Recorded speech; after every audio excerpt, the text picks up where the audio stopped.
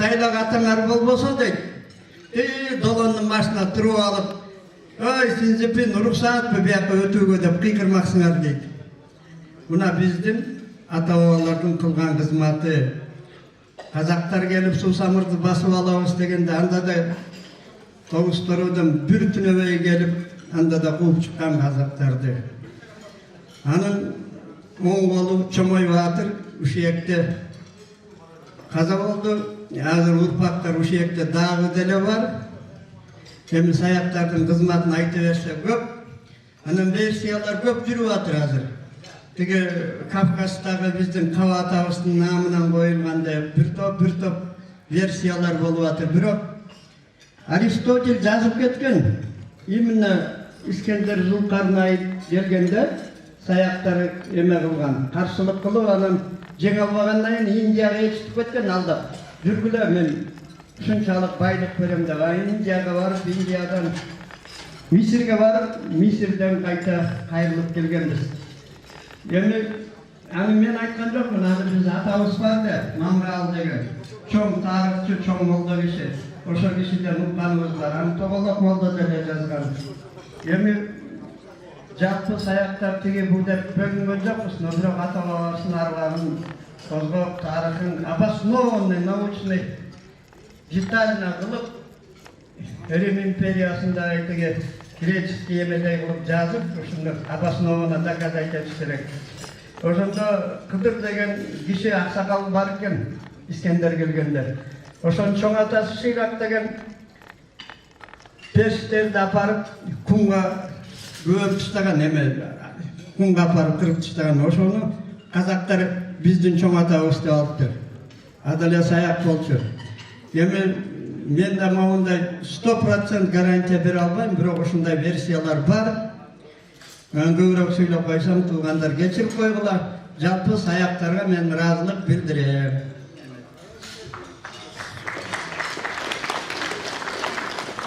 Ассаламу алейкум, кымбаттуу бир тууган саяктарым. Мынакей жылдан жылга биздин ынтымагыбыз артып атат. Жылдан жылга биздин мынакей рашкерлик арабыз көбөйүп атат. Улам таап атабыз. Мына Баяскан элинин командасына ушул өз аткарган иштерине абдан чоң ыраазычылык билдирет элем. Бүгүнкү Кумары айылдын бир тууган саяктарымдын жакшынакай иш аракетинен болгон нерсени даамсыз отурабыз. Ушунун баары эле ынтымак рашкерликке алып келмекчи да. Бүгүнкү күн эң жакшы күн баарыбызга, бата берүү, дем күч берет алыбызга. Баардык үйдө ынтымак, тынчтык болсо, баалуулук ушул тура жаныбызга. Баарыбыздардын үйүңүздөрдө ынтымак, рашкерлик болсун. Анан кийин жылга ушинтип чогулат экенбиз, ушу чогулуп жүрүп, арыбыздан соолуктуу бололу. Рахмат сиздерге.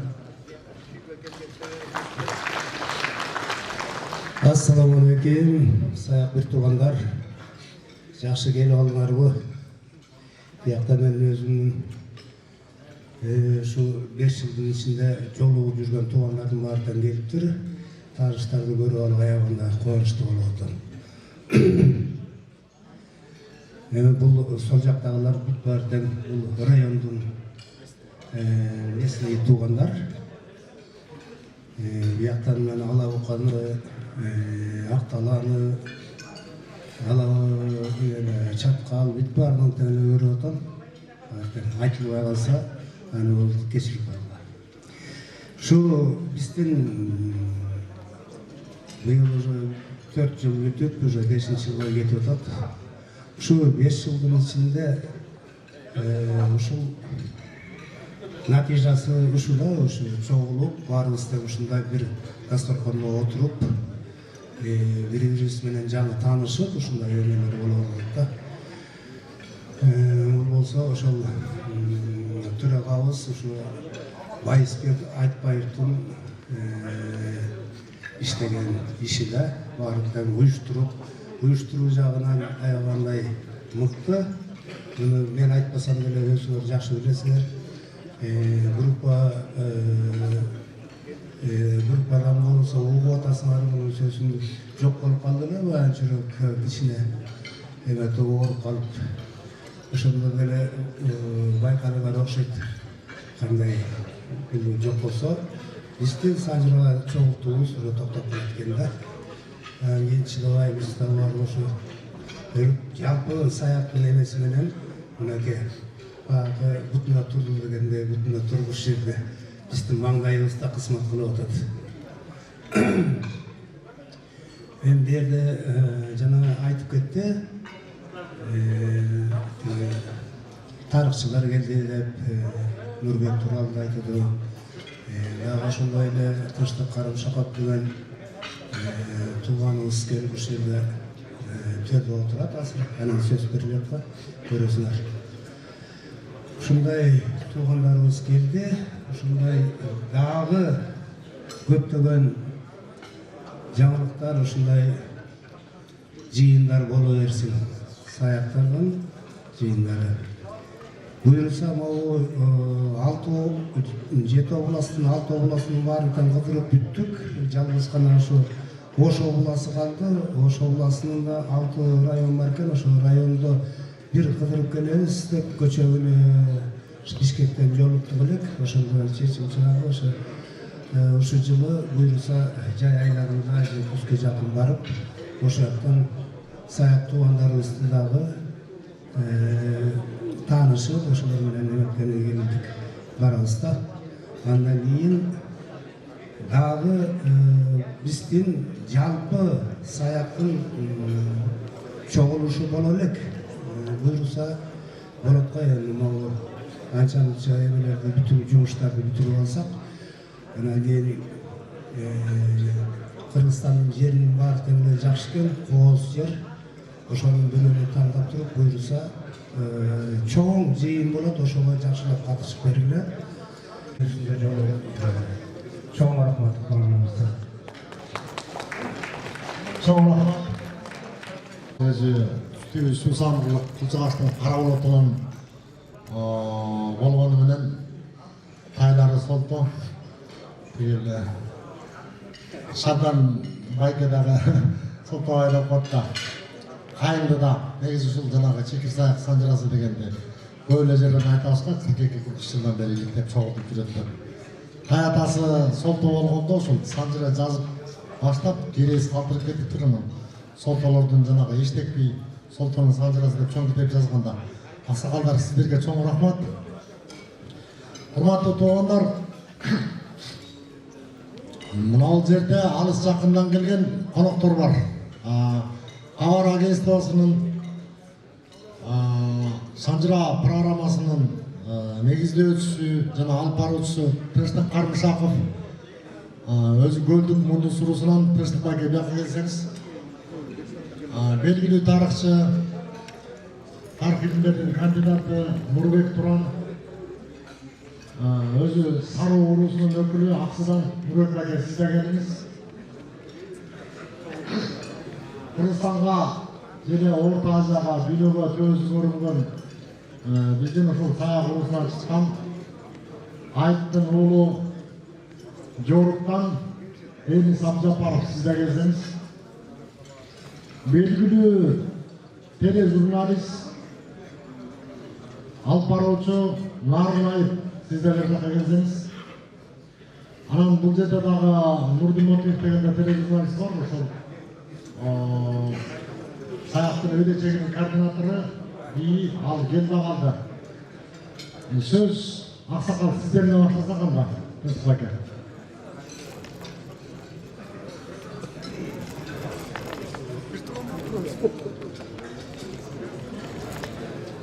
Саламатсыздарбы, урматтуу саяк туугандар. Байыз мени тааныштырып койду. Мен бир аңыз айтып берейин. Эгер Алла Таалам бир пайгамбарын чакырып алып айтыптыр. Элдин арасынан аралап, кыдырып, баягы таза адамды таап деген экен. Ал адам элди кыдырып жүрүп таппайт. баягында жолдо келатса балчыкта кичинекей бала ойноп жаткан экен. Болду болбоду ушул таза. Көңүлүнө кири жок. Ушул эле тазадан болуш керек. Жөнөм бар. Алдыга айткан экен, мына мен таптым, бул таза дептир. Жакшы, туура. Бир аздан кийин эң барганда мен шайтанды таптым. Адамдын арасында шайтанды таптым. Аны албай кыдырып таппай, жүрөгүнөн караса бир балчыкта бир жигит 30-40-тан өтүп калган жигит мас баягы кийин топурак болуп жерде жатат да. Айтыптыр, болду болбоду шайтан ушул эле деп айтып барайын дептир. Анда тиги бала айтат дейт, баягы киши. Ой ата, мен кичинекей кезимде мени таза дедиңиз эле, эми мен шайтан болуп калыптырмын деген дептир да. Анысы кандай байыз, улуу аксакалы деп калдым, мен уже аксакал болуп калыптырмын. Өзүмдү көкүрөк баягы эле жашпыз да. Рахмат. Бирок катып тиет экен да, мен жаш деле жүрбөйм өзүмдү. Уже аксакал болуп калыптырбыз. Убакыт өткөн экен, 66 жаш. Эми саяк туугандар, рахмат. Биз бул айтып жүрбөйбү, Санжыр айтышат, оор. Эмне үчүн оор? Аны билиш керек. Аны иликтеш керек. Мен көп айттым, жана айтпадымбы? Биз айтып атабыз, санжыра изилдөөчү деп. Биз илимий ачылыш атып аткан жокпуз.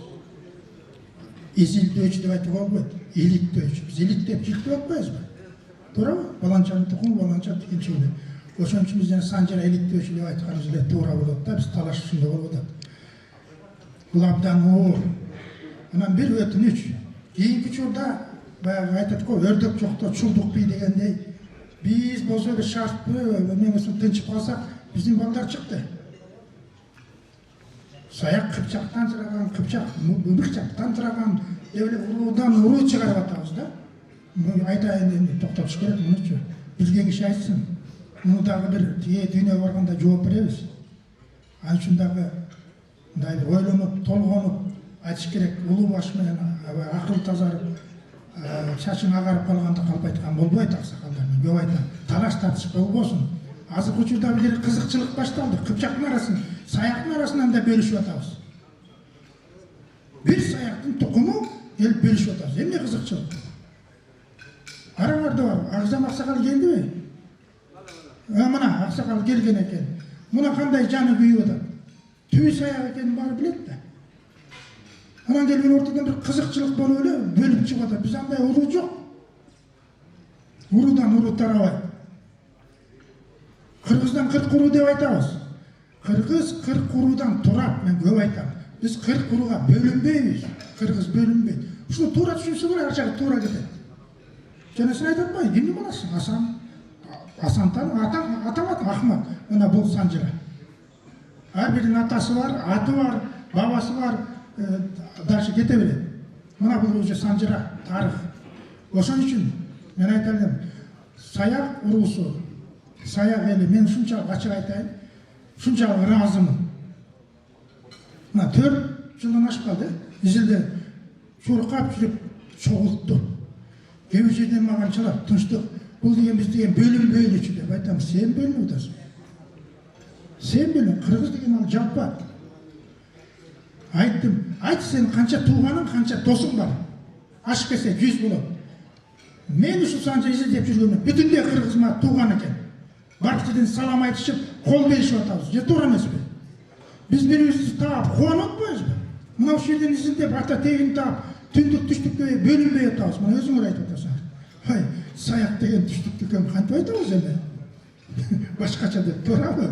Анткени өзүңдүн бир тууганың болуп атпайбы? Алар туура жолго салып, туура түшүндүргөндөн мына азы келип барат. Мен айтып жүрбөйм беле, 300 киши көлдөн түштүктөн келип көлдө салып атышат. Кандай жакшы? Туурабы? Мен айтарлым, мен өтө бай адаммын. Мен анткени ушунун колун кармап, баягы улуу сөздөн угуп, улуу сөздү айтып, ошол арасында жүрүп, мен ушуларга менде тамашалап коет, саяк болуп калдыңыз депчи. Мен мундусмун. Но бирок баарыбыз тууганбыз. Мына канча эл чогулуп отурат. Карачы саяктын чогулган. Бирден бир мен ачык айтайын. Ең бірінші саяқ елі. Мұны баштап, саяқ елі түптеп келеді. Бұның аяғыңыз шықсаңыз, чоң жеңіш болады сіздерге. Абдан чоң жеңіш. Саяқ ішінде байқасаңыз, белгілі оқымыстылар, белгілі адам бар үшін саяқтан шығады. Ашық айтпай. Мына соны біліп алуға да. Мен мақтап атқан жерім жоқ, мен шындықты айтып отам да. Еме рахмат. Негізі сол кітебіңерді шығарып, бір ашылыш қылып, байыз. Шunu ayağına çıkarıp koysanız жақсы olur. Ben size otam, özünde etmedim bay. Çarşadık da, ayağay çarşadık biz. Bunun için kalp ayta versek, bizge olmaydı. Bizge olmaydı da. Oşan şunu ayağına çıkarıp, dağı tuğansı biriktirip koysan olur, oy sonun cengiz olur. Ben şu oturup içimden perişan ettim, size için açık aytayım. Öyle şunu ayağına çıkarıp lazım. Ayağına çıkarıp koyulaşı demiş. Kırgızda şunday yer var eken, biri baştalıp bilese, ortasından zamı çıkar. Çoğun çıkar, bölünüşü mine bolbosun. Abdan жақсы кетіп баратасыңар. Біріншіден болып саяқ әлі. Мына 4 күн болып қалды. Саяқ деген қазақ тұрбай дұрыстық айтады. Айттым, ұлы болса айтатын ем қатты. Жетеу да, бір 35-36 жастағы болады. Аны қайдан білесің? Мен оқыттым. Сен оқпайла ғой. Егерде саяқты қырғыздан алып салсаң да қырғыз жоқ деп ойлайды.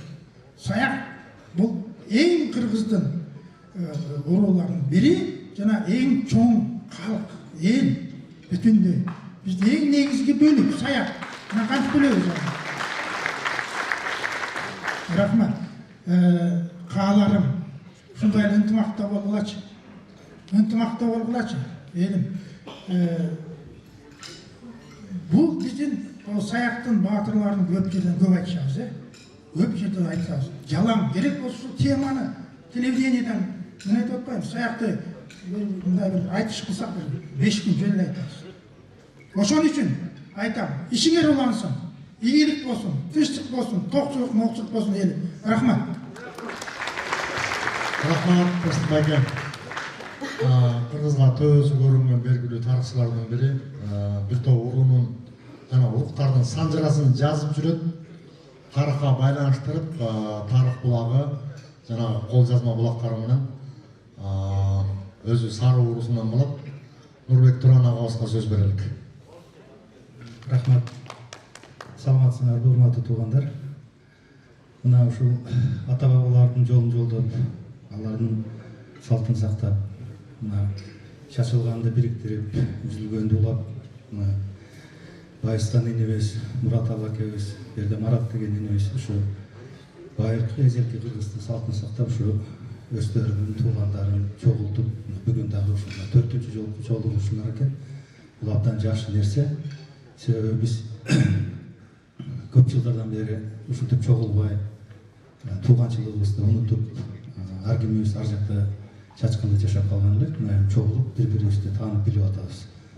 Ушул эми эгемендик келгенден бери кыргыз уруулары өздөрүн биз кимбиз, каяктанбыз, биздин тарыхыбыз кандай деген өздөрүнө суроолорду берип, өзүн изилтеп баштады.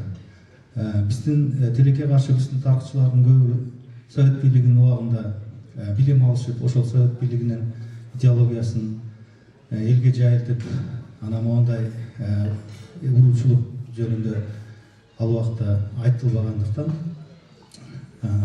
тарыхчылар жетишпей калып, эл өзү ушул немени колуна алып, өздөрүнүн санжыраларын, тарыхтарын тактап, көптөгөн китептерин чыгара башташты. Бул эми санжыра деген белгилүү, бул кыргыз элинин оозеки тарыхы деп айтсак болот.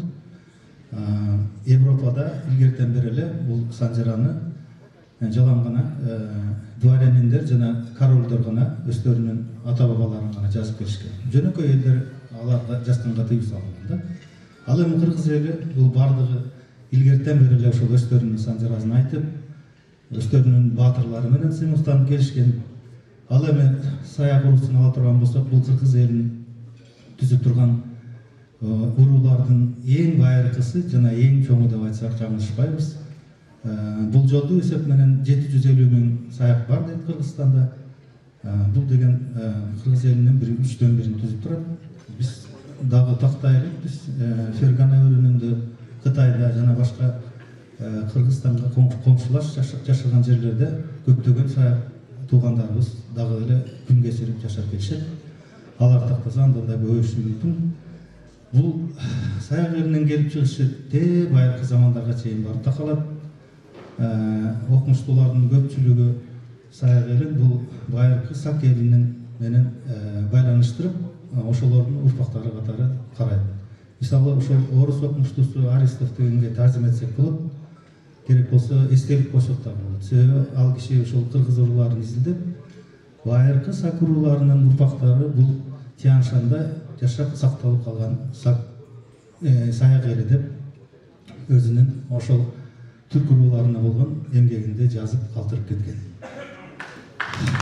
Андан башка мына жогоруда өзүңөрдөн чыккан бул жерге айтып кеткен кишилер дагы саяк элинин байыркы Александр Македонскийге чейинки тарыхтарын айтып өттү. Кээ бирлери күлүдү, кээ бирлер неметти, бирок булардын баардыгын чын десек болот. Бирок Александр Македонскийдин убагындагыларды саяк деп айтпагыла, сак деп айткыла. Ошол сактардын урпактары силер. Ошол сактардын урпактарынын жалаң гана эркек баатырлар эмес, кыз баатырлары да чыккан. Зарина эжебиз, Томирис эжебиз, Ак Кагаз деген падыша эжелерибиз чыгып ошол гректерге каршы өздөрүнүн күрөштөрүн жүргүзгөн.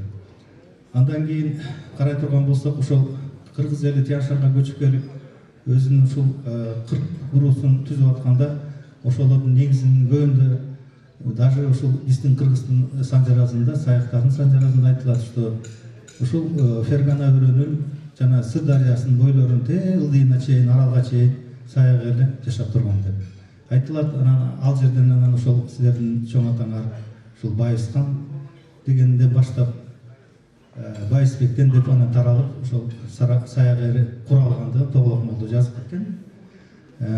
Саяк элинен көптөгөн диний алымдар чыгып, алар ошол кыргыз элинин арасына мусулман динин таратышкан.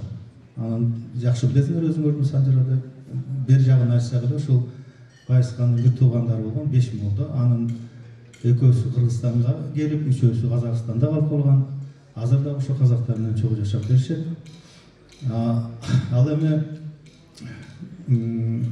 Калмак доорундагы тарыхына кайрыла турган болсок, бул Калмак доорунда кыргыз элинин жерин сактаганга көптөгөн саяктан чыккан баатырлар өздөрүнүн жанын канын аябай курбан болушкан. Мисалга ала турган болсок, ошол эң акыркы Эр деген даражасын алган Эр Садыр деген хан өткөн. Ал баатыр да болгон, хан да болгон, коргон да курган, өзүнчө тыйын дагы чыгарган. Анан ошол биздин мурдагы азыркы территориябызга чейин, ошол биздин Кыргыздын территориясы Балкаш көлүнөн бер жагы, Иле көлүнөн бер жагы, биягы Түркистанга чейин, ар жагы Ташкентке чейин созулуп турган. Ошол казак-кыргыз согушунун убагында биз ошол территорияларды жоготконбуз. Себеби көпчүлүк кыргыз төбөлдөрүнүн ортосундагы биримдиктин жоголушунун айынан биз ошол Эр Садырды жалгыз калтырып, ошол территорияларды жоготконбуз да. Бул абдан кейиштүү. Бирок Эр Садырдын жардамы менен ушул азыркы чек менен токтоп калганбыз. Мындан ары ошол түндүк Кыргызстандын түндүк жагындагы территориялар кеткен жок. Ошол менен сакталып калды. Ошондо Эр Садырдын өзүнүн ушундай орду бар. Андан башка көптөгөн баатырларыбыз Кокон хандыгынын мезгилинде, андан башка Совет мезгилинде өздөрүнүн эрдиктерин жаратып, атамекендик согуштарга чейин барып, ушуларды эл жерин коргоп келишкен. Андан кийин айта турган болсок, мына өзүңүздөргө белгилүү, жана Тынчтык аке жакшы айтып кетти. Кыргыз элинен чыккан баардык атактуу адамдардын көбү саяктардан чыккан деп. Себеби кайсыл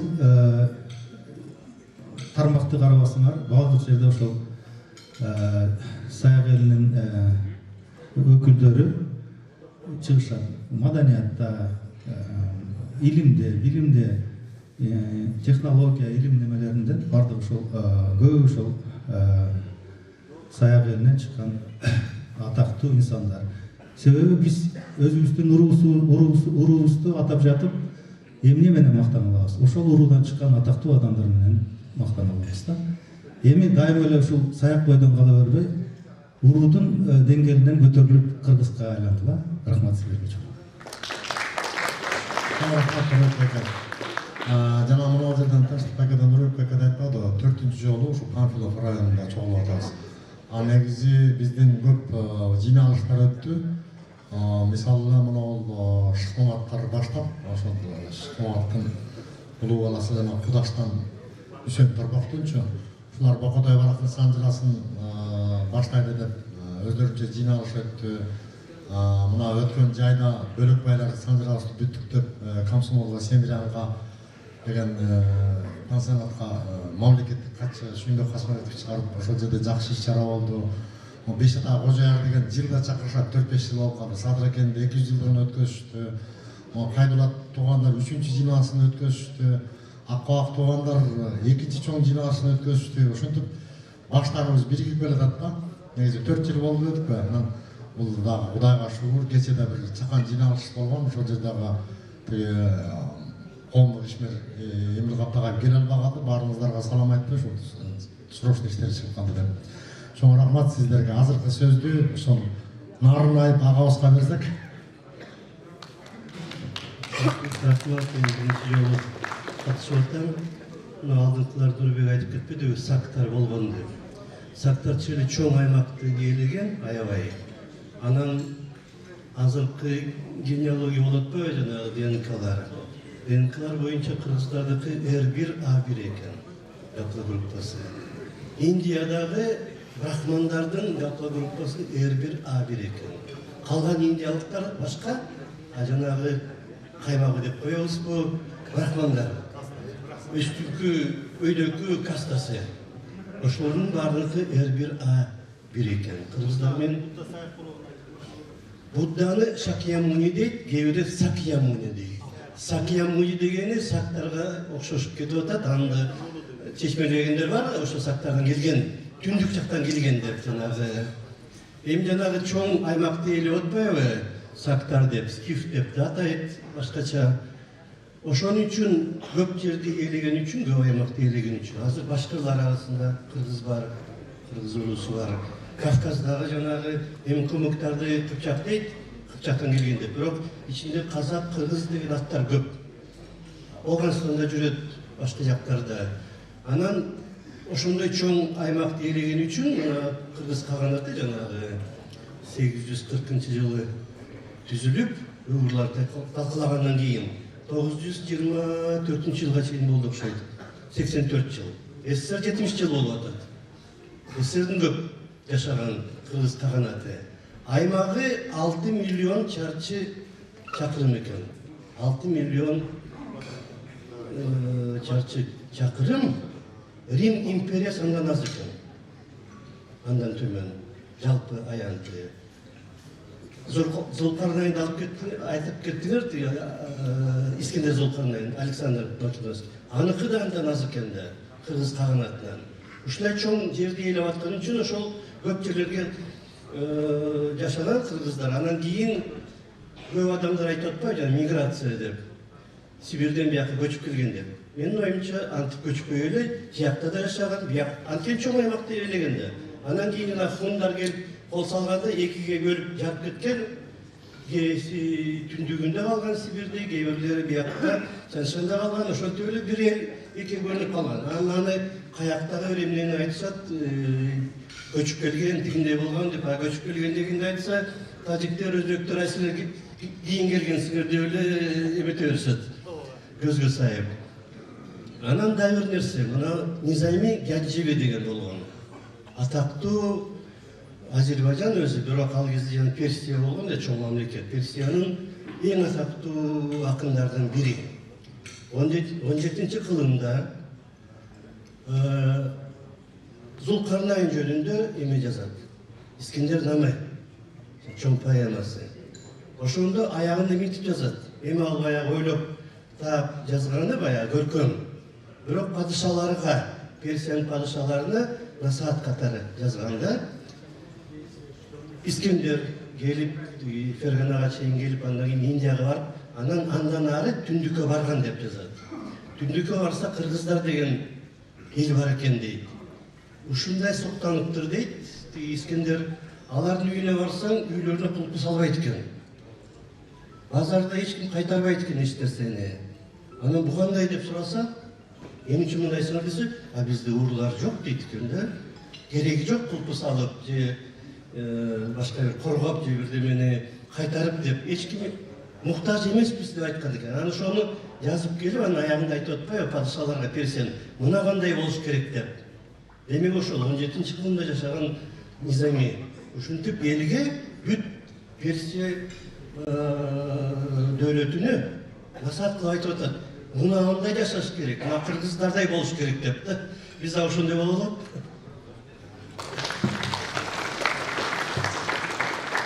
Чоң рахмат. Барыңарга чоң ысык салам бир туугандар. Мага сөз келип калды. Мен ошол акыркы ойлор менен бөлүшүп коеюн. Ушул уруулар жөнүндө, санжаралар жөнүндө, улут жөнүндө, мамлекеттер тууралуу. Мына баарыбыз күбө болуп атабыз. Бүгүнкү күндө дүйнөлүк 3-чү согуш башталды деп баары эле айтып атышат. Бир тарабында жанагы глобалисттер, экинчи тарабында жана ошо мамлекетти, улутту сактай калабыз дегендер. Ошо глобалисттердин айткандары мындай болуп атат да, мен ошо жакында карап көрсөм, биз мамлекет болуп турганда эч качан согуш токтобойт. Бул бийликтин баары жанагы глубинный государство деп, глубинный правительство деп коет экен, транснациональный корпорация деп коет экен. Бул ар кайсы улуттан эң мыктылар келип алып, дүйнө жүзүнө бийлик жүргүзсө, ошондо адамзат акыр замандан кутулуп, бийик жака өнүгөт деген далили менен аябай ошол жака басым жасап атышат. Экинчи тарап болсо айтып атат, жок, биз улуттар өзгөчөлүк болбосок, мамлекеттүү болбосок, ошондо гана биз бири-бири менен ынтымак боло алабыз деп.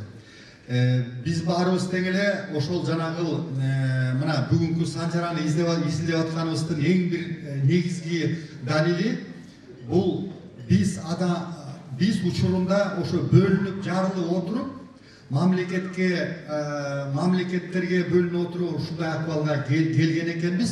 Ал эми биз өзүбүз билбей атабыз, эмне себептен биз ата тегибизди эсептеп атабыз, эмне себептен санжарабызды ушунчалык көтөрүп атабыз деген көрсө, бул ошол глобалдык деңгээлде жана глобалисттерге каршы бул 3-чү версия болуп атат да. Көрсө, эгерде ар бир адам өзүнүн ата тегин билип жүрүп отурса, тактаса, акыры баарыбыз бир тууган болуп чыгабыз.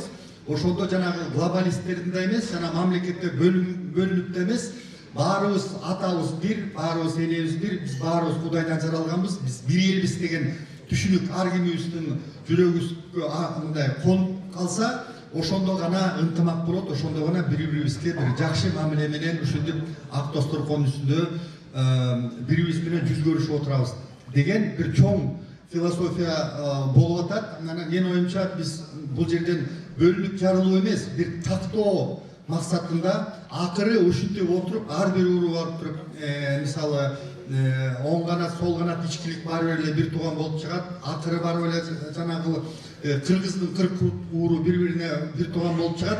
Анан мына ДНК кеп кылышты, ДНКны деле эсептеп жүрүп отурса, көрсө баары эле адамзат бир атага, бир энеге барат экен. Ошондуктан мен ушул санжараны көтөрүп аткан өзгөчө бул чоң ыраазычылык билдирип койгум келип атат. Ушу байысканга кол чаап койсок.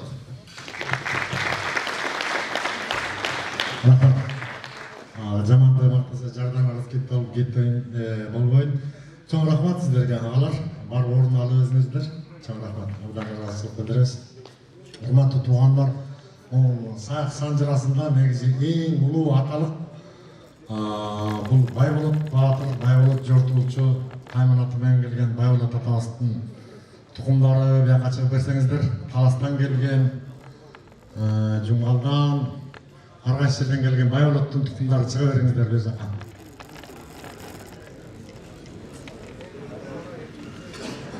Кол чаап коюшпайбы? Uyuşturucu Marat İngiliz айтып атат, азыр ушул жерден теге саат 4-тө тамак тартылат деп, 1-2 киши сүйлөп эле ушул жерден бардык уруктардан, анан бардык аймактардан да келишти. Таластан келишти, тетиги Чаткал, Алаука, ошо туугандардын баары келишти. Бул Байболот туугандар азыр Жумгалдан, Түү Жумгалдан, Чүйдөн жана Таластан келгендер да. Ушул Байболот атанын аксакалы, Санжыра иликтөөчүсү ушу Артакан аксакалга сөз берсек. Ассалаумалейкум, халайык халк ел-жұрт. Аман есенсіңер бе, есенсікте жатасыңар бе? Барыңарды жаратқан Алла қолдасын. Қырғыз елімізге тоқшылық, молшылық болсын. Құдайдың шүлігін бұл күніне рахмат. Şu Kırgızistan'ın baş ayağından beri çoğulup nasipleştirip boğanına. Adam özü bu dengeli jetelbeyt. Ağa jaratkan özü jarbal bolsa. Jaratkandan emneni tileybiz. Orus'ta 73 yıl yürüp Orus bolbay ketkenimizge tileybiz. Emi bugün koz kolup ata tegibizdi izdegenimizge rahmat dep jaratkandan tilenebиз. Ушул ата бабасынын арбагынын баары коз колду. Баары тең акыры дүйнөдөгүлөрдү биринчи Аллага тилегени жетет дейт. Жана ошон үчүн кыргыздар өлүнү сыйлабай тирүүлөрү сый көрбөйт деген экен. Ошон үчүн ушул жерде эскерип аткан бир туугандар, баарыбыз чогултуп аткан бир туугандар ата бабасынын арбактары ыраазы болсун. Жана окуган Кураныбыз ошолорго кабыл болсун. Bunu esnep durgan жақшы, eskilegi жоқ жаман. Анан азыр мына Санжыранын эки пайдасын көрүп атам. Жараткандын тоо шүрүүчүлүгү менен мына туугандарды таап атам. Бир боорлорду, бир туугандарды таап атам. Мурун бир айылга барсаң, унчукпай кетип жолсо кандай болот? Жашыраак болсо тентек балдар сабап кетеби деген ойлордо жүрчү да. Азыр барсаң жоқ дегенде саяқ бар, бір сарбағыш бар, бір бұғы бар дейсің. Ана балам жей десе бір туғанын үйін тапқанындай оласың. Бірінші şu. Екіншісі, дүние жүзінде бүт қосқолып атқанына разымын. Анткені бұл Санжыра Қырғыздың түйін табырынан бері таап шығып тұрған нәрсе екен. Түп тамырынан бері. Себебі, оор екен, мына şu Санжыраның иліктегенінен бері менің өйтчекілері Ташкентте бар екенін, тияқ-пияқ екенін уже біліп алдым. Анан bir yerde şu baldarga razımın. Arttan çurkap, iliktep, şu yerçip atkanlarına. Olayım oşonday olsun. Çiniki öz bir kanı urbaklarımız jet atasını tın bilgen, jetesinde var oğullardan olsun. Oşoğa jaratkan Allah'ım sebepler olup, jaratkan Allah'ım olayım özü oldosun. Gelecek balıkların düz yolga joldosun. Jakında былтыр oqdum. Bu eski tarixtарды, emelerdi көп қарайым да. Жаңағы Балғар аялдың бір емесі шыққан. Дүние жүзінде дейді, тыныштықты қармап тұрған бір ғана ел бар деген немесін Кыргызша берген. Ал жалаң малдың менен жашап, мал менен кийингендер. Ойлап отырып келсек, шындығында бір дәл ошон экен. Мисалы илгери кайышта кой кийсе, таманын өгүстүн терисинен каптаган. İtişağın varı, echkinin, жылқының terisi olgan. Başında kalpak giygende ve tayından beri büt mantık olganda. Anan 2 ay muhtan gayrı daha ödü nesesini verdi. Uşu işler bilbeyt deyip gösterin. Bilbeyt deyip. Bir öyle жүрse böyle olutun arasında tınçlıkты saktap жүрgөнүн алар өстөрү билбейт. Жараткан ошонун касиети менен сакталып жүргөнүн ал өзү да билбейт, ал улут да билбейт дейт. Ушул улуттар акыры алып чыгат. Абай айтып, bu qanday öyle Kırgızstardın bari deyip ki, Rusya'nın nemesinde. Kırgızstarda böyle şunun var, dünyasını karmağına tabi edip. Yok. Bizde bir varus'ta kasiyet var. Al kasiyetli bilmeyiz. Kançalık dengeyde kasiyetten жүргөнүздү. Her bir adamda var. 5% bulağı, 15% bulağı, 25% bulağı. Oşonun düşüngön kişi özü bilet. Anan oşo kasiyetler, jana Kırgızda var ekenin, bayağını da qaytты. Bayağında etti. Anan бұл қасиеттерге мен толық қосылам. Толық қосылам. Анам маған кішкене чаян береді. Ошо менен де сендіре алам да. Бұйырса келешегіміз тең болады. Келешегіміз тең болады. Бардық жағынан жаратқан өзі болды. Бір айтты, манасы Кыргызды тейлеп аткан 2 жыл өтүп, а 2 жыл мурун мен да билгем аны. Анын ордуна Себетей келген. Анан ошон үчүн азыр Себетей башкарып атат. Жана дүйнө жүзүндө мына биз өзүбүз жетишпейбиз, биздин кыргыздын окумуштуулар эчтекесине жетишпейт. А бөлө-бөлө тилдеп берип атат да бизге. Биз ошого Кудайга ыраазы болушубуз керек. Ошонун баарына Кудай колдоп аткандыгын сезишибиз керек. Айданайындар. Ата-бабабыз бекеринен айткан эмес. Кудайың экинчи Кудайың атаң деп. А Кудай айткан: "Мен көзүң менен көрбөйсүң, акылың менен тааны. А өз атаң, энең Кудайың аны көрүп турбайсың, тилин ал" деген. Мына имандуулукка барабыз ушу менен. Мен намаз окуйм, байбичем намаз окуйт. Эми мен де мурда неберелерим жүгүргөнү сүйүнөм да. Жок дегенде сезимимде болуп атат да. Сезимимде болуп атат. Ушуну эске алам, жаштайынан бир туугандарым, балдарым аста. Артыңар неберелерим сиңер. Мен могул жашта жүрүп, момунтип атканын билгенимди. Мен эл аралап санжырачыларды издеген жокмун. Элимиздин аксакалдардын янынан кетчү эмесмин. 10 аксакалдын айтканын 8 туура болгонду кабыл алчумун. А бүгүн да жанагы өдүчектер, бүгүн да мен немеге чыгып атып атам. Билген адамдарга чейинсин жазып жибергиле. Менин немеме киргиле. Кайынга такаласыңар. Себеби мен баланчанын баласы деп айтып ишсем, сакалдуу кишимин уят болуп калам. Өлүп болуп калды. Ошон үчүн жана силерден эметкенимди силерге мен ошо багыт берем.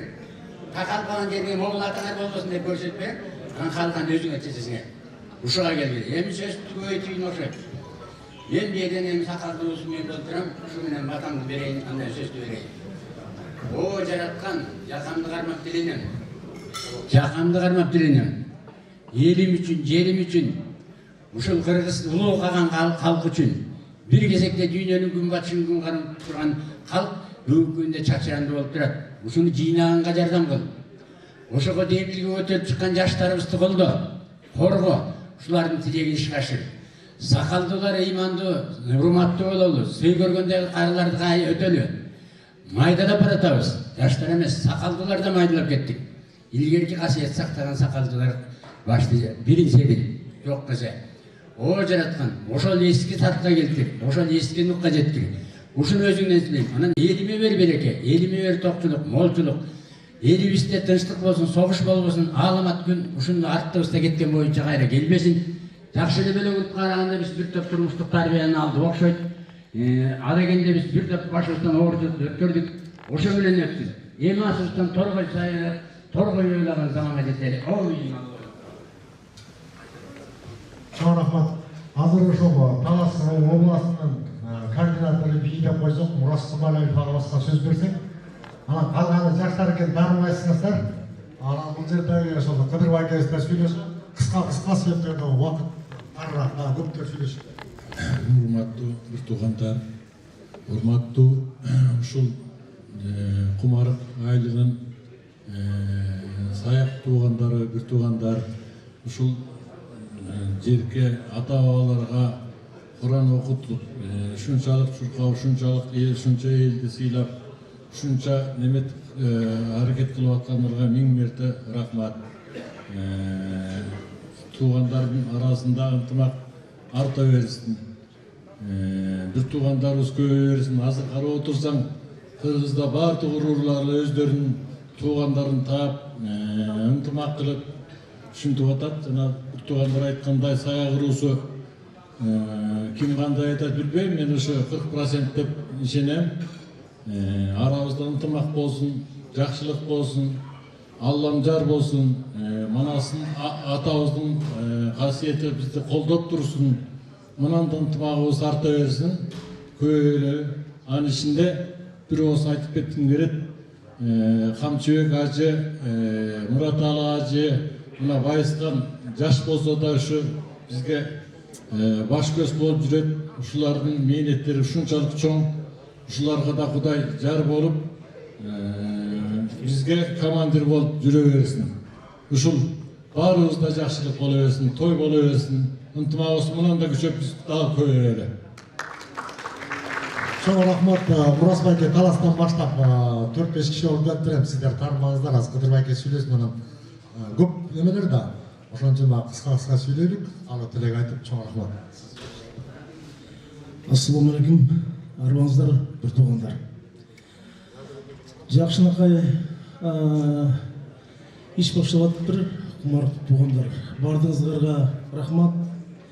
Анан эми біз Байболот атабыз жөнүндө бір екі сөз айтып коеюн дедим.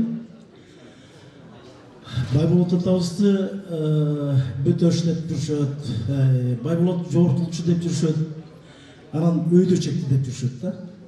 Анан ушу өйдө чекти дегенди бир айтып коеюн дедим. Себеби өйдө чекти өзү Байболот атабыз бир жортулга барып келип калса, кыргыздын кыйындарынын бардыгы тең. Букардын көк ташына тамга чеккени кетишиптир дейт. Букардын көк ташы дегенди билесиңер да? Кадимки эле Бухара. Ошол Бухарага кеткен экен. Анан биздин атабыз өздөрүнүн жигиттери менен барат экен. Барса ошол көк ташта диагына да тамга коюлган экен дейт, диагына да тамга коюлган экен дейт. Анан ылдый жагында калып калган экен, орунчу. Анан эми ушул жерге кое бер десе, биздин атабыз азыркы сөз менен айтканда баатыр горду кишиген, анан айткан экен, мен тетиги өй жагына чегем депчи. Ошол чегилген тамгалардын үстүнө чеккен үчүн өйдө чекти, өйдө жака чекти. Анан өйдө чекти ошол жерден башталган. Ошол версияны кабыл алып жүрөбүз биз. Анан дагы айтып кете турган нерсе, ошол Байызбек атабыз кандай да болгон убакта өзүнүн эли менен келген да. Тагай бийге келип кошулду деп атпайбызбы? Өзүнүн эми саяктар деп коелучу. Ошол өзүнүн эли менен, өзүнүн аскери менен келип Мухаммед кыргыз кайра бир чогултканда, кыргыздычы кайра бир чогултканда өзүнүн эли менен келген. Ошол экени бөркүбүздө көрөлү туугандар, саяктар. Чоң рахмат, өйдө чектик туугандарга кол чабуулар болсун, ордун алып отура бериңиздер, урматтуу саяк туугандар. Өйдө чекти деп башына чыкпадык, Байболот атабызга. Эми кайра Молда Шакир атабызга ылдый жагынан чөк, ортодогулар унчукпай тургула. Себеп дегенде мынау чапкынчы деп атады айтып турбайбы? Чапкындык деп булар кичине чуураак эл болот. Бул жанагы Молда Шакирден куртка түгүл, курткадан Кудайбердин акыбагынан деп атабыз. Кудайбердиден Кулчугаш Чоро экинчиден Терекбай. Терекбайдын да бүгүн өкүлү келем деп атты да. Ошо бир жерге жаназага кетип келе албай калды. Анан ошо Кулчугаш атабыздын экинчи зайыбынан сүт эмген, сүт эмгенден чапкынчы, урматтуу чапкынчы туугандар ар кайсы жактан келген. Азан Балбан, Үсен, Токтобек байке, чапкынчылар берип чыгыңыздар. Чапкынчылар чын болсо. Анан ортодон да негизи тарыхты өзгөрткөн, санжыраны өзгөрткөн кээ бир адамдар чыгып атат. Муну азыр тарыхчы Нурбек Туранбай кез айтып кетти. Тынчтык Кармышаков да байкасы айтып кетти. Урматтуу Азан Балбан каякта жүрөт? Үсен, Азан. Мына бул киши Азан Балбан бери басыңыз, анан бияктан сүйлөшөбүз.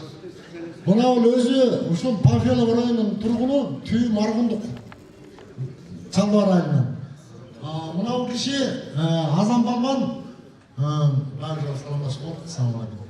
Түү Маргундан милициядан отставкада полковниги, Маргундук мына 2 киши бар. Лейлек Баткенден. Бул болсо жумалдык саяктардан. Азыр себеп дегенде уюштуруучулар айтып атат, 4 тамактар тап сага жерин тигил антракта болуш керек депчи. Ошон үчүн кыска нуска топ этерин жерин айтыңыздар. Assalamu alaikum. Bir жерде жаздым элем. Ey досум, уруумду сурaba, улутумду сурап, мен кыргызмын. Эйлектин кулунумун, сузактын тургунумун деп. Эми, конечно, мына Байызбек элем, Санжыр Айзелдеп, тактагандан кийин гана биз жүргөнбүз убагында мой адрес Советский Союз деп. Мына эми Санжырдан тактагандан кийин бир аз тынчтык байкалып жатканда кичине бурмаланып жатат, ал такталып калат. Біріншіден, жалпы барыңыздарға жалынды ыстық салам. Анан мына енем Байысбек, кішкене сен биыл жыл башынан мені тартып қалдың. Сені біз көргенімізге, аманшылығыңа, көріп немеғаңа чоң қуаныштамын. Барларыңыздарға Құда қаласа, жаңы ушул жылыңыз жақсылықтардың жылы болсын, аманшылықтың, тоқшылықтың жылдары болсын дағы. Мен айттым, енді бұл Санжира ЗАГС емес, тұрмыш құрметтегі бұзып Санжира тарих ақырындық менен барды орнына келет. Ана Санжира академиясы бар, Байысқан күлбесен. Санжира изилдөөчүлөр бар, кыргыз эл биримдиги бар. Силер эле биримди болуп, бөйрөктөн шыйrak чыгарбасаңар бардыгы жайы болот, ортого түшөт. Аманчылык болсун. Assalamu alaikum sayaq tuğanlar. Biz ben bugün күнгө разы болуп атабыз. Аллах мушу сиздерге sayaq туğанлардын ушундай чоң жыйынына катыштырып сиздерге.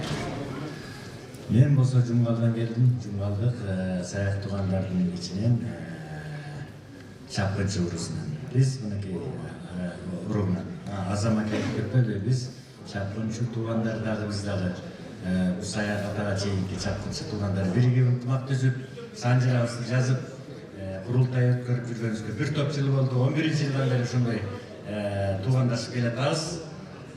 Чапкынчы атабыздын 10 баласы болгон экен, 3 баласы Жумгалда, эң улуусу Кудаке, Араке Оозек деген. Калган 7 баласы жаманчылык учурда келе албай түштүккө калган экен. Ошонун баласы бүгүнгө чейин бир туугандай болуп катышып жүрөбүз. Негизи саяк туугандар да ушинтип баардык кыргыз эли боюнча Dünya yüzü var çeyrek olsa şu bir gün tumakla geliyor atanlar. Nasip etsin, şükür etsin. Varus'tan tumak kalaylı. Bayızdaki rahmat. Janır şu çoğulu alıp 5-6 kişi Kırgız elinin varlık yerini kırıp Sanjirasını jatıp taktap Varus'un başarısı biriktirip. Ve o şerde Kur'an okutup atalı atkan o şerde tuğanlarda da terenge rasılık bildirir. Allah'ım Varus'tan şunday varınızlarda çay bilgenge Kur'an okutup ынтымақты түскөнүн мүмкүнчүлүк берсин. Мен даже колдон келишинче саяк Санжирасын жазганга, саяк туугандарды бириктиргенге болгон күчүбүздү аябай жумшайбыз. Бир тууганчылык тыбышты арттыра берсин деп Кудайдан Аллахтан тилейм. Баарыңыздар аман болуңуздар. Саяк Санжирасы такталып, чыгып, Аллахым насип этсин 10 томдук 20 томдук саяк Санжира жазылып калсын деп тилейм. Рахмат Токтойбеке. Мына караңыздар, Жумгалдык Чапкынчы маргондук лейлектик даана чапкынчылар ошол. Сиздердин дагы 4 аталыктанчы, 2-ченеден Ташкентте. Аларды да тактап атабыз, 4 аталыктан аттары белгилүү. Мына Азам Балбан агабыз сүйлөдү. Ушул бул жерде тургунасыңар да, түбү маргондук лейлектик даана биздин туугандарыбыз сүт эмген тукумдары. Үсен, сенден баштап кыска-кыска калып айтып коңуздар. Assalamu alaikum, sayık bir tuğanlar. Özümü tanıştıra keteyim. Batkent oblası Lelek rayonu Margun ayından gelgem. 2008 yıldan beri Çaldıvar ayında yaşayım şu yerde. Bir de birinciden Marat tuğanıma rahmat aytıp ketem. Kança yıldan beri koşup, ayakların nemesine koşup bir tuğanımız çapkınçından olun. Ben tarih көп bilmeyim. Süt emgendim ballarım. Rahmat.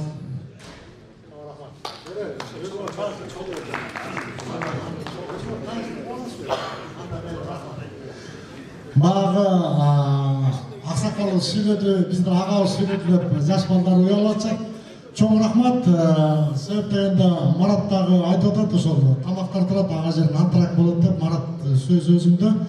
Урматтуу Сүтемген Батырдын, Чапкынчы Батырдын тукумдары, ордуңуздарга отуруңуздар. Кудай таалаңыз силерге ыраазы болсун. Үсөке, итемген менен сүтемген бир тууган болгон билесиңер. Негизиле баары эле бир тууган болгон, бирок 6 бир тууган болгон Кулжуга шатанын балдары. Эмесе туугандар, 10 мүнөттүк антрак жарыялайлы. 10 мүнөттөн соң келиңиздер.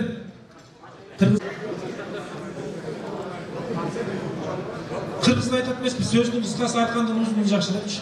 Ошондуктан кыска нуска ниет билдириңиздер, келиңиздер. Ассалаумағалейкум. Жалпы қырғыз соғындар, анысынан саяқтап, мына қырғыз елім айтып отырған тарихы ұзақ екенін, шыны жастарымыз қайта дағы бір сыйра. Туғандар кішіне көңіл көріп қоймайлы бе? Туғандар сұраныш. Шыны жастар қолдап, баяғы ұмытылып келатқан нәрселерді айтып келатқанына біз абдан қуанып отырамыз. Шул ортауыз мындан да толып, мындан да кенеле берсин. Бардыңыздардың ішіңіздерге игілік, денсаулықта бололық, әрдайым аманшылықта. Шүтіп, бұндан да көп саяқтар соғылып, бар бололық, аман бололық, бай болып, шул қырғыз елінің бір жақ бұрышында жүре берелік. Менің қаларым үшін сіздерге. Урматтуу агайын туугандар, урматтуу саяк атабыздын урпактары, бүгүнкү күнү мына могу жерге ушул эң жакшы кийинки буундарга үлгү болорлук самалыкты уюштуруп ушундай иштерди өткөрүп аткан Панфилов районунун боюнча ушу саяктар коомунун жетекчиси мына могу атын билбейт экенмин, могу жигит, ушул жигитке терең ыраазычылык, могу бүгүнкү иш-чараны өткөрүп аткан кумарык туугандарга ыраазычылык билдирип коелу. Мен жерде баса эле айткым келип атат. Мен биринчи жолу катышып атам. Мен өзүм Сусамырданмын. Менин эркебек, Аваз деген досторум, биз армияда чогуу сулуш өткөнбүз. Илгери анан мына ошол достор чакырып биринчи жолу ушул жерге келип, ушундай жакшынакай самалыкка күбө болуп атам. Ошого абдан кубанычтамын да. Анан баягы элде сөз бар да, саяк элдин шогу, солтой элдин тогу деп коет го. Анан мындай карап отурсаң, шогу деген балдардын деле арасында эң тыңы шок болот, туурабы? Анан ошо элдин тыңы деген сөз окшойт деп ойлоп койгонда саяктардычы. Ошон үчүн саяктар бул Кыргызстан боюнча баардык жерде мына бул жерге өкүлдөрү келип отурат. Бул бүгүнкү иш-чаранын маани маңызы, максаты биз ата бабаларыбыздын калтырган мурасы, эң бир баалуу үрп-адат, каада салттарынын бир бөлүгү бул ата тегиңди билип жүрүп, ким экениңди бил, исиңен жаңылба, тамырың каякта жатканын бил деген мындай бир чоң философияда булчу. Анан өзүңүздөр билесиздер, башынан айтылып келген да жет атасын билбегенде башкача айтып коюшчу, туурабы? Жет атасын билбеген ал чоң уят болчу. Анан далай заманды карытып, далай кылымдарды башынан өткөрүп, мына биз ушу заманга жеткирген ата бабаларыбыз илгери жазуу жокто, мындай илим билимге ээ болуп элек кезде ооздон оозго айтылып, санжыра сөз менен кулактарына куюп, сенин тегиң бул, улутуң бул, уругуң бул деп, ошо бала чака изинен жаңылбасын деп. Жана азыр глобализация, тиги бул жөнүндө сөз болуп атат. Эртең бизге окшогон мындай кичине майдараак дала элдер жок болуп кеткен. Ошонун ичинде дагы мына биздин саяктар ушул күнгө чейин өз ара ынтымагын жоготпой, эң эмени кыргыздын менталитетин, колоритин туура сактаган, салтанасын сактаган кыргыздардын ичинде биздин саяктар, чынын айтыш керек. Биздин саяктар Кыргызстандын суу баштарында жашайт көбүнчө, тоолуу жерлерде жашайбыз. Ошо илгертен берки кыргыздын тилин дагы даана так сактап сүйлөп келаткан дагы биздин саяктын эли. Анан менин айтып коеюн дегеним, ушул бизден кийинки жаштарга үлгү болуп, биздин бала бакырабыз, кийинки урпактар исинен адашпай, анан өздөрүнүн ата тегин туура билип, жана Чыңгыстын эмеси бар го, кылымдары тар бир күн деген китебинде Маңкурт жөнүндө сөз болот. Маңкурт Жоломан өзүнүн энесинин атын унутуп калып атат. Ошон үчүн биз дагы ошондой кийин бала чака өзүнүн ким экенин билбей калбасын деп, мына бул жерде алдыда жакшы тарыхты, Санжыраны жакшы билген туугандар айтып кетишти, абдан жакшы сөздөрдүчү. Кыргызстан чыккан, анын ичинде саяктан чыккан мыкты санжырачылар, жомокчулар, баатырлар, балуандар жөнүндө сөздөр айтылып атат. Биздин саяктан көп мыкты адамдар чыккан.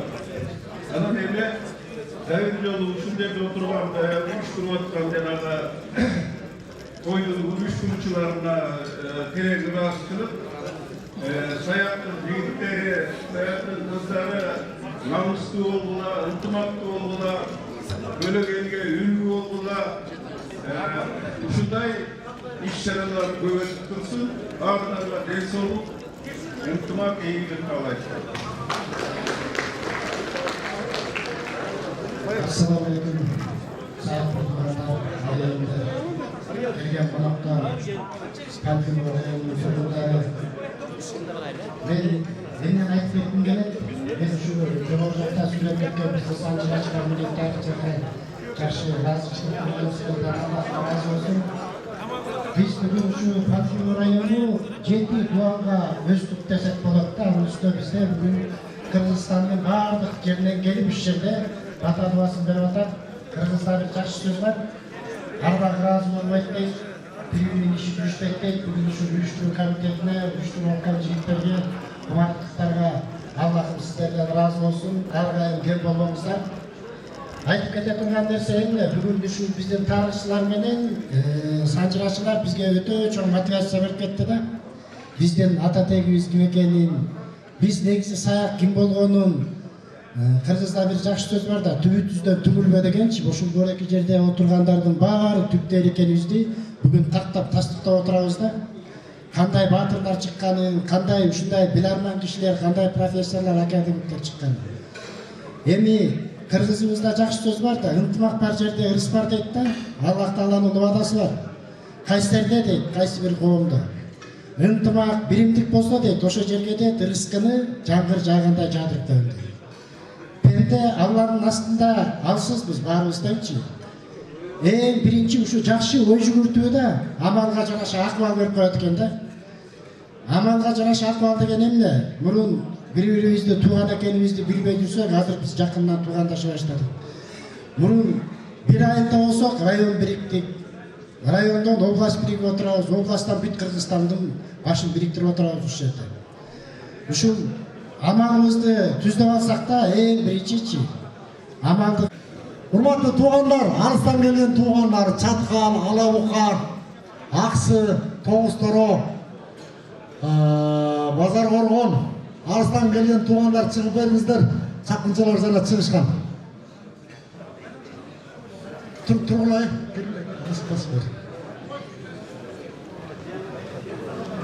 Кылычбайке, Айбек.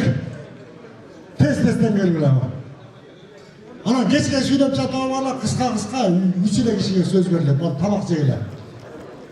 Аксакалдар ким? Алыстан келген аксакал, Байшакеден өткөн аксакал жок экен. Бул ошо Алабукада Курманкожо саяктардын Доскулудан Алдаяр, Мадияр, Асан деген аталыктар бар да. Ошо Алдыярдан Үркүнчү менен Суучердин тукумун ошо Алабукадан таптык. Булар 11 айыл, 12 айылда да. Анан булар 22-жылы 18-17 ноябрда жакында бул YouTube программадан чыкты, биздин данасы кылат. Эми баа очередчиликтен чыгат да.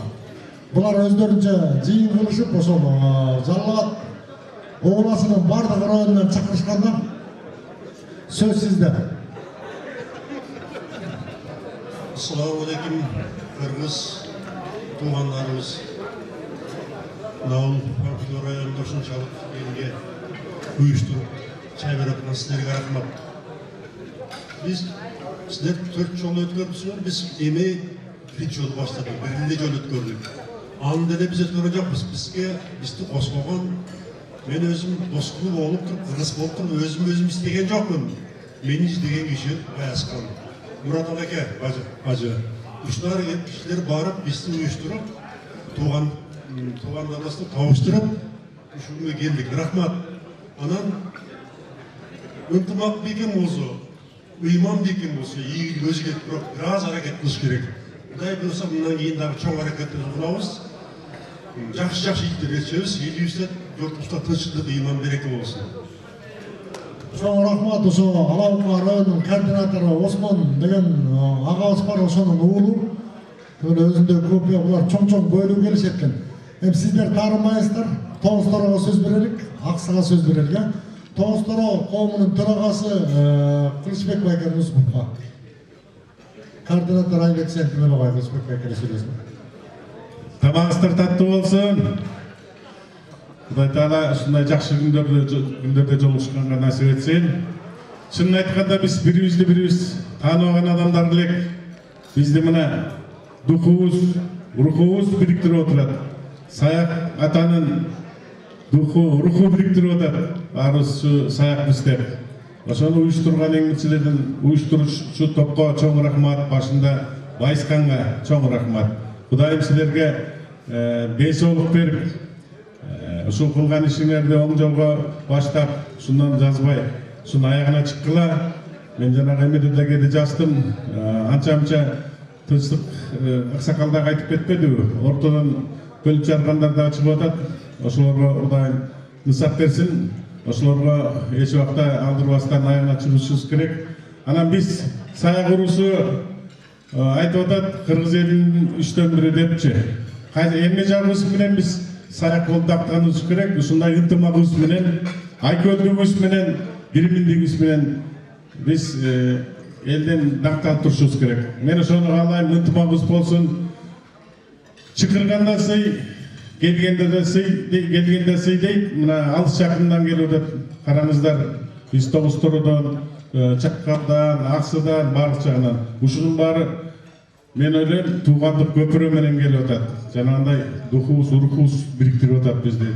Ушундай сыйыбыз дайым үзүлбөй, ушул балдардын кылган иши дайым оң жолдо болуп, ушулар улана берсин. Ушул ашты чыкылды уюштурган Панфилов районунун азаматтарына, эң биринчиден Маратка чоң рахмат.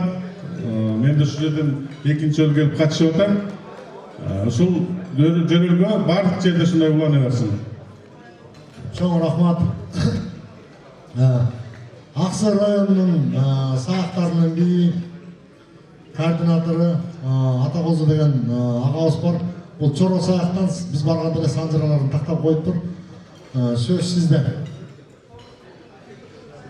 Ассаламу алейкум, урматтуу бүгүнкү ушул уюштурган тууган саяктар, силерге чоң ыраазычылык. Биз булар барганга чейин эле өзүбүздүн санжырабызды тактап койгонбуз.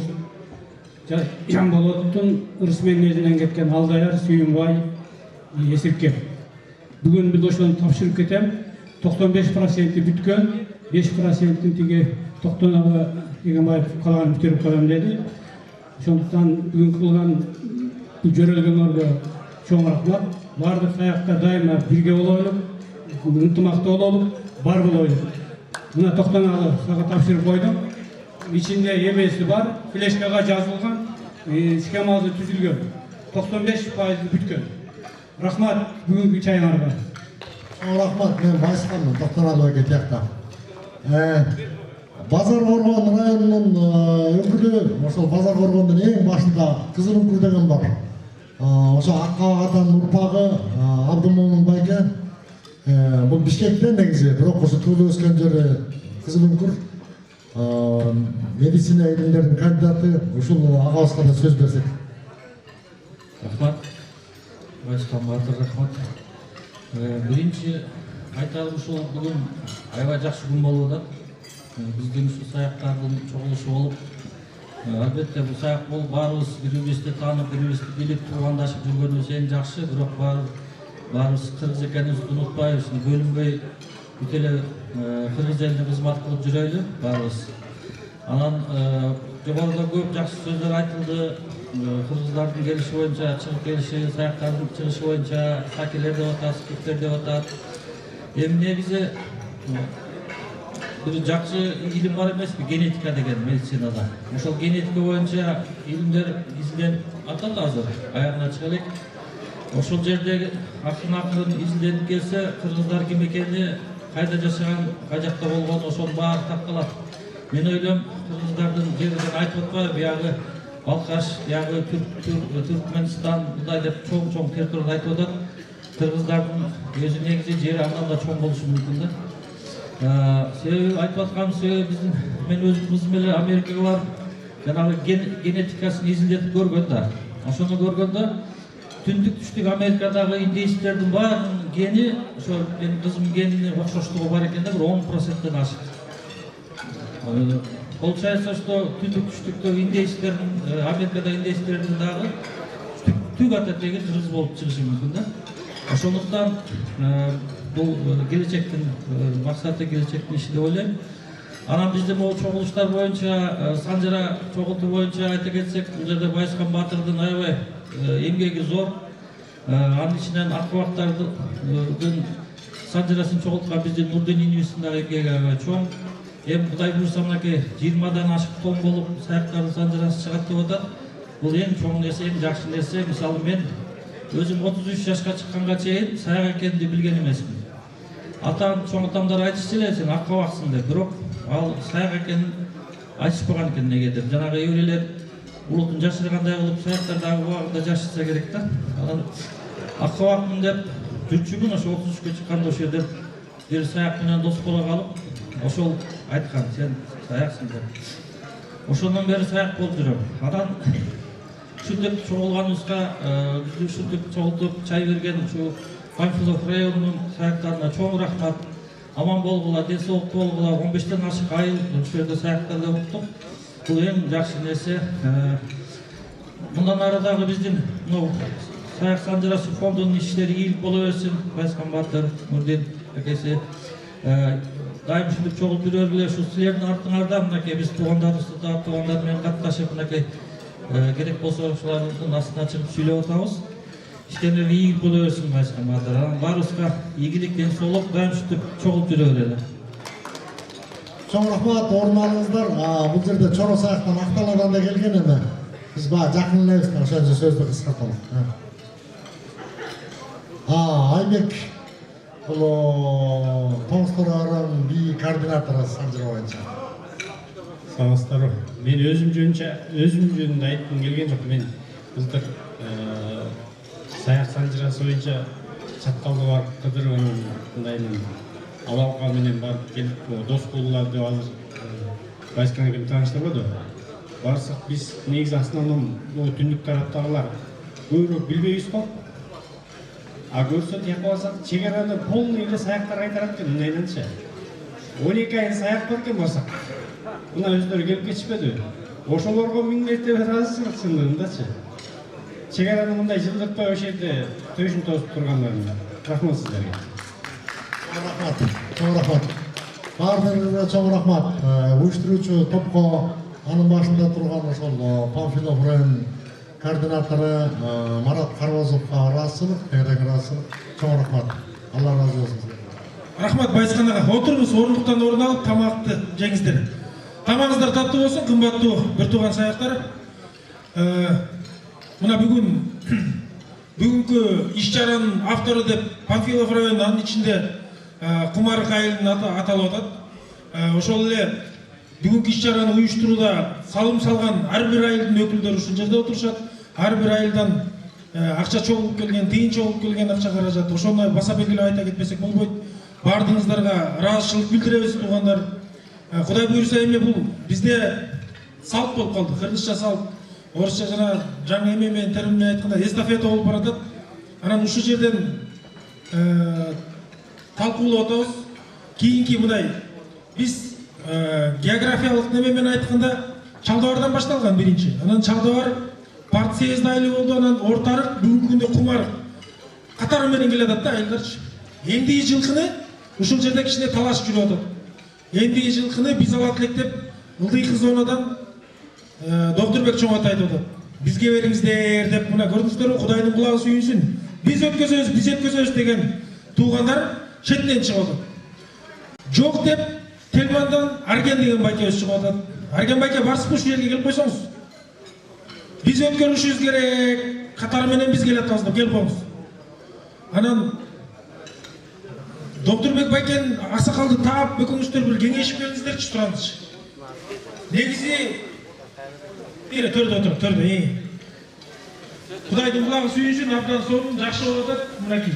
Башында кандай өткөзөбүз, мындай өткөзөбүз деген талаш тартыштар болуп эле, азыр уже жакшы жагына болду буюрса. Бек өзүн бир эки сөз айтат белем. Ага туугандар агайын болуп. Biraz ayın, azır. Tamam içe olsun dedi. Tamam içe olsun. Tamam iyi oldu. Az az dolmayken ne olayım?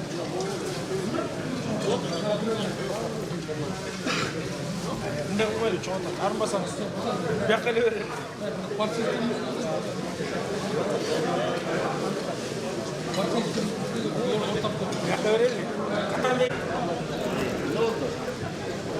Талаштан тактык жаралат дейт. Айттык азыр элди жөнөтүп коюп, уюштурууда ушул жерден калып, анан чүкөкчөмөй болуп, ким өткөрөт экен? Кудай буйрса, шашпай. Уюштурууда анан кийин кетпей жок, калыңыздар, ар бир айылдын өкүлдөрү.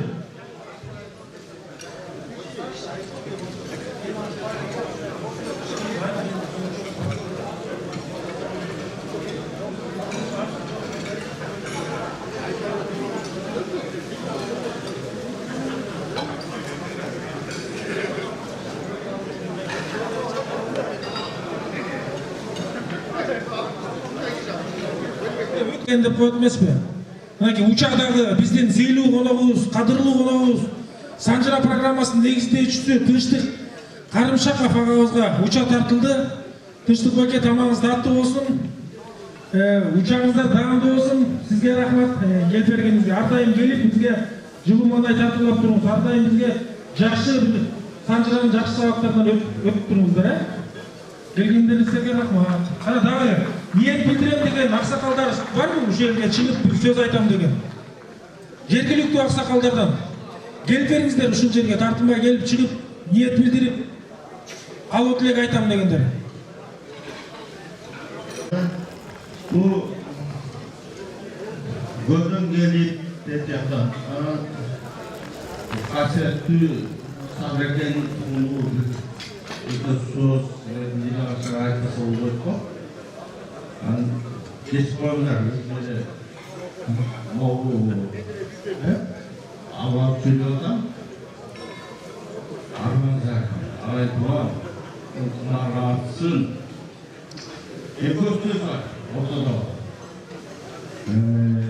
Ичинде айтылган атабыздын туугандары отурат. Сөз менен жеткендин ортодо ачык сөздөр бар. Anche Sanjara olmay. Emayda kuruluşlar şu kaynak tasarrufun bunları havanın buradan havanın balası seçseniz çok da yapmayız. Uçun boyundan Beş Atak Kocayer Kurulu'nun koordinatörü.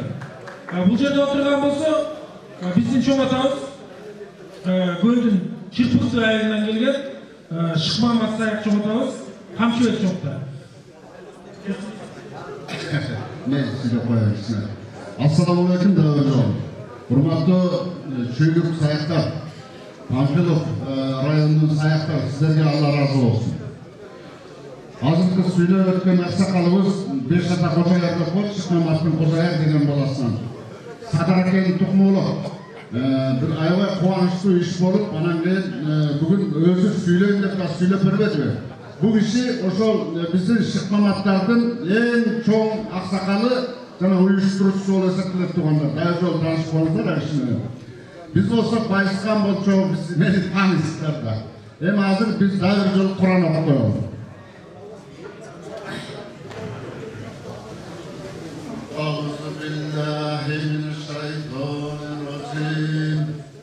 بسم الله الرحمن الرحيم الرحيم الحمد لله رب العالمين الرحمن الرحيم مالك يوم الدين إياك نعبد وإياك نستعين اهدنا الصراط المستقيم صراط الذين أنعمت عليهم غير المغضوب عليهم ولا الضالين بسم الله الرحمن الرحيم أوليس الذي خلق السماوات والأرض بقدر ولله الكمثله وهو الخلاق العليم إنما أمره إذا أراد شيئا لا يكن فيكون فسبحان الذي بيده ملكوت كل شيء إليه ترجعون صدق الله العظيم سبحان ربك رب العزة عما يصفون والسلام على المرسلين والحمد لله رب العالمين آمين ولا عقبة للمتقين والصلاة والسلام على رسولنا محمد وآله وأصحابه أجمعين. O yaratkan Allah şu okulan Kur'an ayetlerden özüm razı ol. Yaratkan Allah soğun süyüklü Peygamber Muhammed sallallahu aleyhi ve sellem ve calkın o Müslüman olasın arvaklarını hoşlarının atarında ötük etken ata bağlarımız ata zötü zötü çoğunta çoğunda ötük etken atanlar. Allah'ın üzerine Allah'ın oturgan bir tuğanlardan bir terek tuğan arvaklarının bağırtığına, sayağa tavutun ırpaklarına, havalarımızın ırpaklarına bağışladık yaratkan Allah. Bugünkü kılgan dualarımızda şu Kur'an ayetlerini yaratkan özün kavul kılıp, oşularının arbağına yaratkan Allah'ı özün ketkizip, Allah'ın var günesi olsa geçirip, yatkan yerlerin caylı toprağın torpa imanın joldaş koy yaratkan Allah. O yaratkan Allah şu bugünkü çoğultup, eldi çoğultkan şu Pafilov rayonunun sayak urusunun tukumlarına yaratkan Allah. Özün razı ol. Yaşoğulurun berekeli ol. Büyülösüne tınşılık var yaratkan Allah. Calpı elge yurtlar tınşılık. Calpı ağlamda adam balasına tınşılık var yaratkan Allah. Elimizde yurtumuzda ıntımağlısı iman ver yaratkan Allah. Berekeli yaşoğu ver yaratkan Allah. Uşul çoğuluşlu uyuşturan ballarga da yaratkan Allah. Birincisi ben soğuluğumuzun ömür ver. Büyülölerine tınşılık ver, yaşoğuluruna bereke ver yaratkan Allah.